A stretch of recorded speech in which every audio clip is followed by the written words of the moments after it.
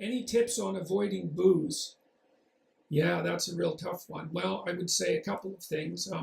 There is a drug, if you're a binge drinker, there is a drug called naltrexone that you could consider. And you take naltrexone every day. It doesn't really have any psychological effect on you, but if you're a naltrexone responder, what will happen is that it will dampen your positive response to alcohol. So some people who are alcoholic, many of them have a very pronounced opiate uh, uh, an opiate effect from alcohol. It looks like it's mediated by beta endorphin, and naltrexone is an opiate blocker. And so, what naltrexone seems to do is dampen the positive response. And the positive response, which would be opiate and then dopaminergic, is the same response that makes you want to keep drinking when you start drinking. So if you're one of those people that has a drink and then has to have another one and then has to have another one, and soon all your money's gone, then the probability that you have an opiate response is pretty high. And naltrexone can help with that.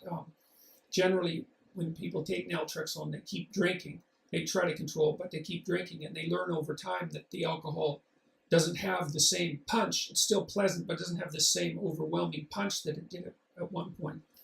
So that would be one suggestion, and it's worth trying. The other is, make a plan. I would say do the future authoring program, because it isn't that you're trying to avoid booze exactly. It's that you're trying to restructure your whole life, because if you're a drinker, then all your friends are drinkers, and you're used to drinking in every social situation, and the places that you go to socialize are places that you drink, and it's really built in as a whole set of habits. And so what you have to do is kind of redesign your life, and you have to think of things. You can't just stop drinking.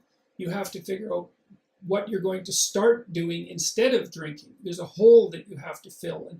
And the future authoring program will also help you figure out what your life could look like in the absence of alcohol, and what kind of hell you could end up in if you keep drinking and it causes all the problems that it can cause. And I think you really need to, you need to think through the hell that can occur, and you have to think through how your life could be valuable without alcohol, so that you can be motivated enough to try to regulate it. And I would also say, if you fail and slip, don't berate yourself and beat yourself up.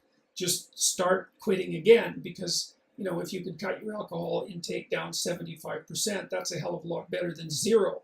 And often people go all or nothing, just like they do when they're quitting cigarettes. And they'll quit for a month and then have a cigarette, and they'll say, "Oh my God, now I've broken the pact," and then they'll smoke a whole pack and they'll be smoking again. You don't have to do that. You can just decide that you slipped and that you're going to get back on the wagon again. And it can take a long time, but I do believe that you need a better vision of life, right? You have to find something to do that's better than alcohol. And that might take some real consideration, especially if alcohol is a very potent drug for you. And I would also say, don't hesitate to try the naltrexone. It's got a pretty decent clinical history, and it's basically harmless. So